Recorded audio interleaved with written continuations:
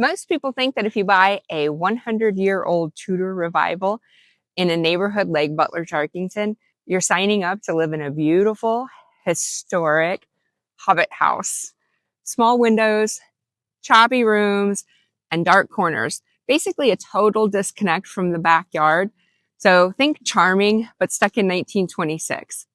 But what if I told you could keep every ounce of that historic soul while living with the ultra modern indoor-outdoor flow of a California estate?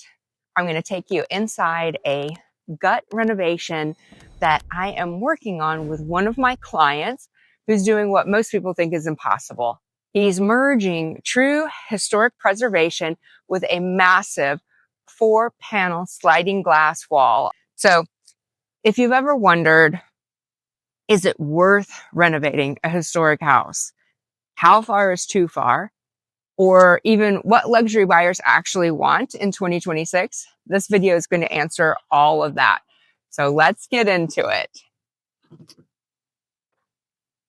Why historic homes sometimes feel wrong? That's one of the questions that we want to dive into today.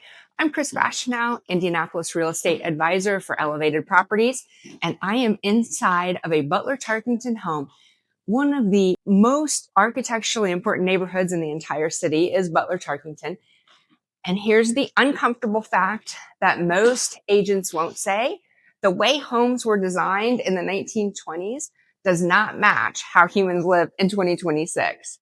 So back then, kitchens were hidden, dining rooms were formal, and outdoor living barely existed. So, and entertaining meant sitting in separate rooms. Today, we want flow, natural light, flexible space, indoor, outdoor living, and homes that adapt to real life. So this creates what the classic historic home dilemma is. People fall in love with the exterior, the brick, the stucco, the story, but then they feel trapped by the interior. So they ask, do I preserve it? Do I gut it? Do I leave it alone? Will I ruin it if I change it? So these are the exact questions that this project exists to answer. This is the gutted kitchen that I'm standing in front of right now. And the philosophy that this owner is going to try to preserve the soul and upgrade the systems. So this renovation isn't about trends. He didn't say, let's make it look like Instagram. Our partner, client, and neighborhood advocate said, how do we preserve the emotional DNA of this house while upgrading it how it actually functions?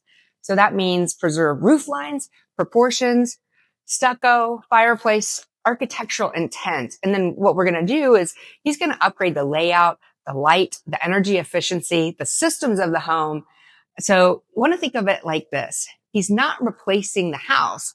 He's replacing the operating system. So right here behind me, we've got 2 windows, and this is going to be the lungs of the house, if you will. It's the boldest move that's being made here. So traditionally, this home would have had a kitchen, which was closed off, a separate dining room, and a basically invisible backyard. So we worked with architect Josh Pfendler of Spacecraft to re-engineer the entire flow of the house. So the wall with the windows on the opposite side dining room is going to be completely opened up. There's not going to be an inside and an outside. It's going to become one continuous living space. So you're going to have cooking, hosting, kids are going to be running in and out, and dinner parties are going to flow very naturally. So this is what modern luxury actually looks like. It's not gold-plated faucets and marble everywhere. It's how a home actually lives is what the important thing is. So this is going to be the living space flow from the kitchen into the living room to the outside. And then this is going to be the heart of the home is going to be the fireplace over here. So that's what most people get wrong and they forget in a Tudor revival is that the fireplace is not just decoration. It's the heart of the house. So historically, the fireplace was literally where everything happened. And we partnered with Brick and Ember. They're going to restore and modernize this fireplace properly. They're going to install a ventless gas system. And that's just absolutely ideal for modern buyers. It's going to have real flame, warmth, no smoke, no ash, no maintenance. But it's going to look historic on the outside and function like a modern home. We get to keep that beautiful front-facing Tudor fireplace. And it answers one of buyers' biggest fears, which is this house going to be comfortable to live in? And yes, in every season. So the real risk when you're modernizing a home is that it goes too far. And this is where most people mess up. They do these bad modernizations with random open concepts, cheap materials, no architectural logic, and trends that are aging out in 5 years. So good modernization is respecting the massing, matching proportions, preserving focal points, and upgrading the systems, not just the finishes. So you don't destroy historic homes by changing them. You destroy them by changing them without understanding them. So anyone can tear down walls and strip out houses, but it really takes restraint to preserve the heart of the house. So you want to reference what was already there. If you're replacing something like a door or a window, think back and think, what would this home originally have had? And try to go to the modern version of that. So today's buyers, they want the story of the old home, but they want the systems of the new one. They want craftsmanship, brick, stucco, fireplaces, history, but they also want light, flow, energy, and efficiency, entertaining spaces, flexible layouts.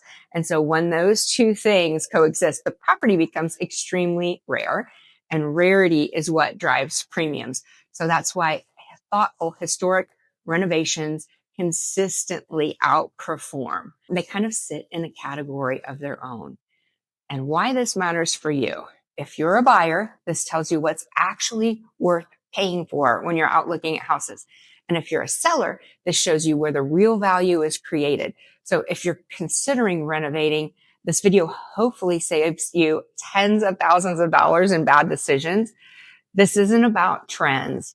It's about architectural truth, kind of matching what the house was supposed to be, human psychology and long-term value. So there's a question that I have for you. If you were renovating a historic home, would you go bold with a glass wall or stay strictly traditional? I specialize in exactly this intersection where historic character meets modern living. Subscribe so you don't miss the final reveal, because this Tudor is going to be spectacular. We are at step 1. I'm showing you the ugly. It has to get bad before it gets better, but this is going to be brilliant. So drop a comment. Love to read what you have to say. And if you're buying, selling, or renovating in Indianapolis, my contact info is below.